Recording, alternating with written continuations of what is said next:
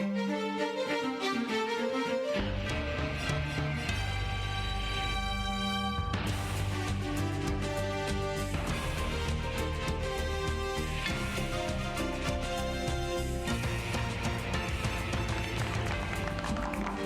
morning, Folsom High. It's Thursday, October 5th, and this is your news. I'm Sid. And I'm Matthew. Announcements are next, but please first stand for the Pledge of Allegiance. Ready? Begin. I pledge allegiance to the flag of the United States of America and to the republic for which it stands, one nation, under God, indivisible, with liberty and justice for all. Here's the news. Juniors and seniors, the ASVAB test is coming up Wednesday, October 18th during pause. Check your classroom's Google page for signups. The Armed Services Vocational Aptitude Battery, ASVAB, is a multiple aptitude test that measures developed abilities and helps predict future academic and occupational success in the military. It is administered annually to more than 1 million military applicants, high school and post-secondary students. Juniors and seniors interested in a military career should sign up to take the ASVAB ASAP. Do you enjoy reading? Consider joining the Bulldogs Book Club, where you can become friends with other readers and explore different genres. They're meeting next week, every second Tuesday of the month, after school in A107. Make sure that you follow their Instagram at FHS Reading, or join the Remind code using FHS Books. Do you want to become more immersed in your local community? Come join Hands for Hope. The club is a student-led organization and partners up with nonprofit organizations to help spread awareness and raise money.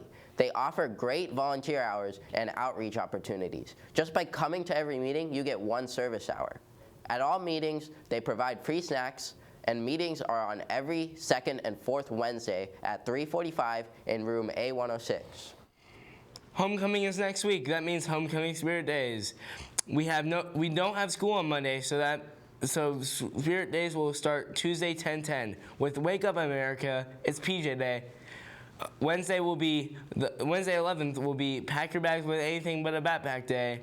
Thursday the 12th will be You Have Arrived to Your Destination, Tourist Day. Friday will be Welcome Home. Wear your class shirts and colors for the rally on Friday. That's next week. And the homecoming parade is next week on Wednesday the 11th. The parade begins at 6:30 p.m. on Sutter Street and will end with a community rally in the Folsom Amphitheater at about 7:15 p.m. Floats will be facing the northwest side of Sutter Street, and parking will be a challenge. So get a carpool together next week and come out for the parade. The homecoming dance is Saturday the 14th, and tickets are on sale now. You can buy tickets at the student accounts window for $20 with ASB, $30 without ASB, and guests are $35.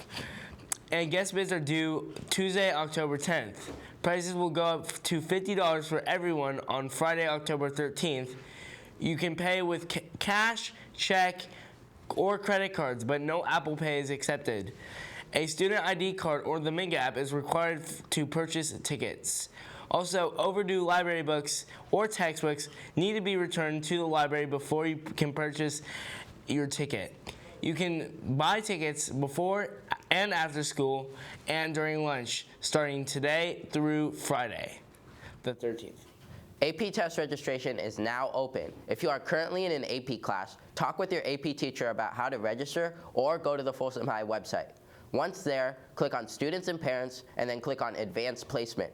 Late fees start on November 1st, so register today.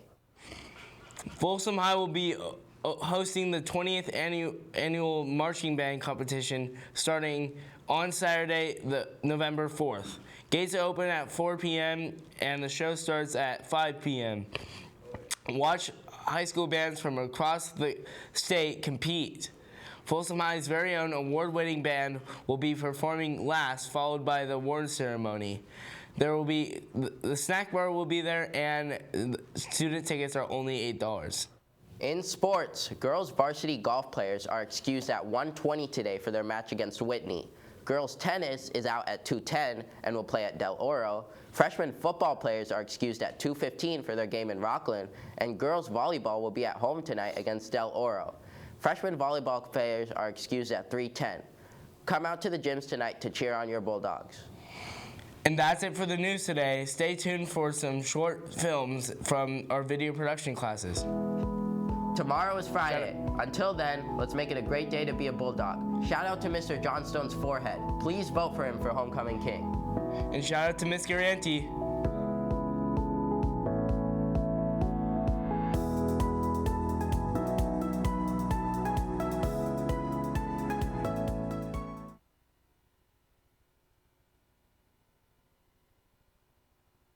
Hi, I'm Yusra Al-Juhaimi, and I will be talking about a famous and unique architect, Zaha Hadid.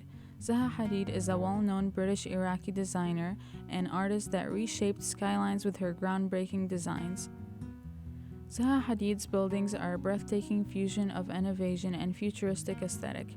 Her structures are characterized by curves and organic forms. Zaha Hadid was born in Iraq. She studied mathematics at the American University of Beirut before pursuing architecture at the School of Architecture in London. Zaha Hadid was well known for her futuristic designs. She was very innovative in her approach to architecture. She once said, "I'm interested in things that don't exist."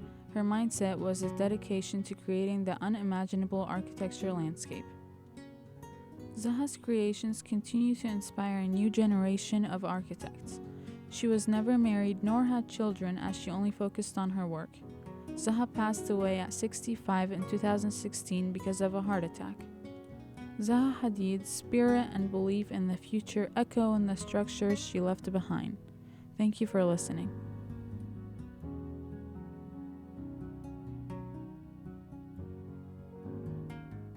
Hello, I'm Garrett, and today I'm presenting my photo essay about the 2019 San Francisco 49ers. The 49ers had a rough 2018 year. Their quarterback Jimmy Garoppolo suffered a season-ending injury, and the 49ers went 4-12. Analysts and football experts predicted the 49ers to follow up with an even worse record of 3-13. The 49ers added Nick Bosa to their already elite defense in the 2019 draft. The 49ers start Week 1 with an impressive win on the road against Tampa Bay. They continue their streak with impressive wins against the Bengals, Steelers, Browns, Rams, Commanders, Panthers, and Cardinals. At this point in the season, all eyes are on the 49ers. The 8-0 49ers are facing off against their rival 7-2 Seattle Seahawks in a midseason matchup. The 49ers lose the game at home and gain their first loss of the year. They win out the rest of their games through the regular season except for 2 close games. They also won the most thrilling game of the year on primetime versus the Saints in New Orleans. The 49ers breeze through the Vikings and Packers in amazing home games and by no surprise to this point make it to the Super Bowl. The AFC's Kansas City Chiefs hadn't won a Super Bowl since 1970, so they had a lot to prove. The 49ers played their hearts out in the first half and went to the locker room leading 21-10, but Patrick Mahomes wouldn't go down without a fight. The Chiefs go on to score 21 unanswered points in the fourth quarter to win the biggest game of the season. What an unfortunate way for a historic season to end. Thank you for watching. Hello everyone, my name is Jackson Espinosa, and I will be talking about my trip to Universal Studios Hollywood. The first place I went to was the Harry Potter section of the park, which had 2 fun rides and a couple places to eat and drink. The main ride of the area was really interesting, with you being on a seat being held above a track using a robotic arm, meaning the seats could be turned upside down. After seeing what that part of the park had to offer, we walked over to Springfield, which was the Simpsons part of the park, and it had good food options and was close by. Before we ate, we went to the Simpsons ride, which was a mixture of real effects and an animation being played on a dome around the cart. Then we got pizza at Luigi's. Not that one, this one. Then getting ice cream after. We had a bit of time before going on the studio tour, so we went to the Transformers and Jurassic Park areas. Both rides were fun, with the Transformers ride having similar tactics to that of the Simpsons ride, with screens and practical effects. The Jurassic Park ride being a typical water ride, with dinosaur animatronics. The last thing we did was the studio tour, which took us around different movie sets, and showing off animatronics like the classic Jaws shark. I'm Jackson, and that was my trip to Universal Studios.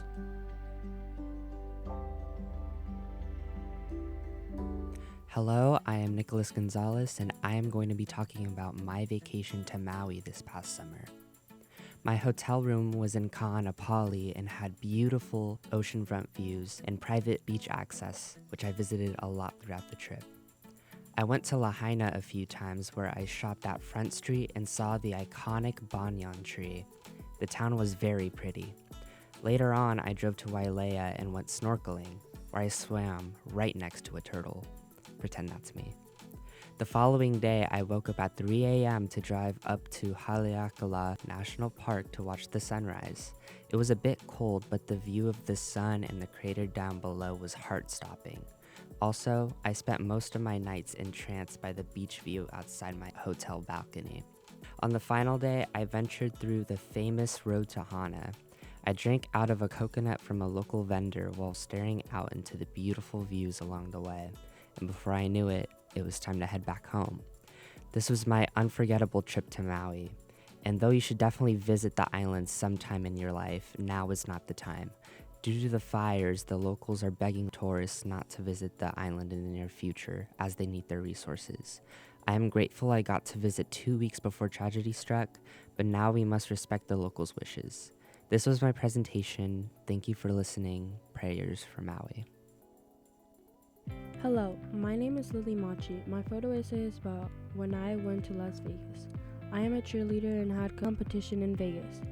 I had a really good time, and since me and all my friends were on the same team, we got to do a lot of stuff together. We stayed at the Flamingo Hotel in Vegas. We walked around for hours all around Vegas after our competitions. We went for dinner together and walked along the Vegas Strip. I'm pretty sure we walked around till 2 a.m. We hit 0, so that means that we did really good. Vegas is really pretty at night. There's a lot of people, there's a really fun roller coaster, and the mall is really cool. A lot of shopping places. The sunrise is beautiful. For our cheer competition, there's a lot of teams there. Me and Addie made out with the Jelly Belly statue. The views in Vegas are really, really pretty. It was really fun. We did a lot of stuff. We went to a candy store and we got a lot of candy. It was very fun. I would love to go back to Vegas.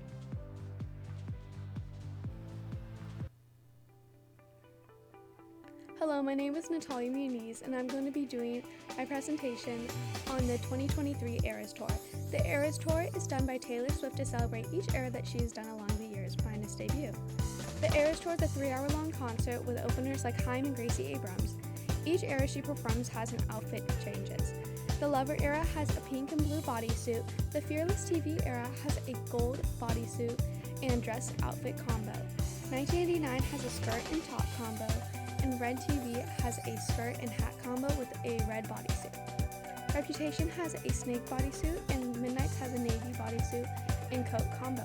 Folklore has a white and green dress combo, and Evermore has an orange dress combo. Each concert has 2 surprise songs that have a dress to go with it. For instance, Santa Clara Night 2, the one that I went to, has the surprise songs of All the Girls You Loved Before and Stay, Stay, Stay. I highly recommend going to the second leg of the Eras Tour when it comes to the US. My name is Natalia Muniz, and this was my presentation on the 2023 Eras Tour. Hello, my name is Abhinav Ramadurai, and today I am going to talk about a brief history of dogs. Dogs originate from the species of a gray wolf, and they are related to other canines, like foxes and jackals. Humans played a huge role in the evolution of dogs from the gray wolf. A theory by Gregor Larson from the University of Oxford said that dogs weren't just domesticated once, but twice. A long time ago, in Western Eurasia, humans started domesticating the gray wolf during the hunter-gatherer era. The same thing happened in the East. The dog was helpful in doing most things, such as herding, digging, and hunting. When people from the East were migrating west, the dogs mated with each other, and they created over 400 distinct breeds of dogs. Others say that there might be other reasons, but Larson's theory argues that they are ignoring the bones. Larson says that if dogs have originated just once, then the fossil should be near the oldest place of origination, from oldest to youngest. But the fossils are actually scattered everywhere, as you can see in the picture. In conclusion, a dog was a very first species that we domesticated, and it became sleepy little dogs, who bark whenever a doorbell rings and attack you whenever they want food or attention or anything, like my dog.